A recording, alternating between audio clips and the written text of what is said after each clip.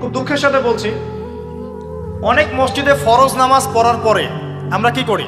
একটা মোনাজাত করি, আল্লাহুম্মা আমিন বিরহমাতিকা ইয়া আরহামার রাহিম, ব্যাস উঠে চলে গেলাম, তাই না? উঠে চলে যায় না? তারপর স্যান্ডেল নিয়ে বাইরে চলে গেল। অথচ সালাম ফিরানোর পরে একবার বলতে হয় আল্লাহু আকবার, কি বলতে হয়?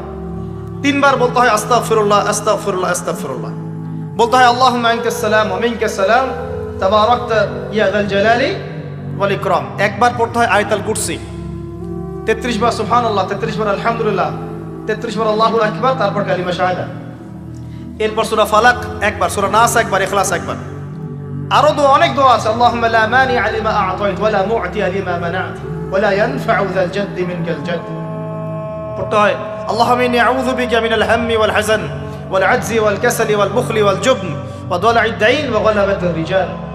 পড়তে হয় আল্লাহুম্মা আ'ইন্নী আলা যিকরিকা ওয়া শুকরিকা ওয়া হুসনি ইবাদাতিক। আরো অনেক দোয়া আছে।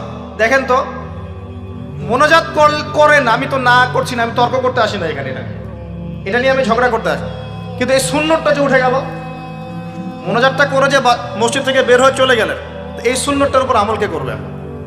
সুন্নত উঠে গেল না? আপনি যদি বসে এখন সুন্নতটা প্রতিষ্ঠা করেন, 50 জন শহীদ সাহাবীর নেকি পাবেন।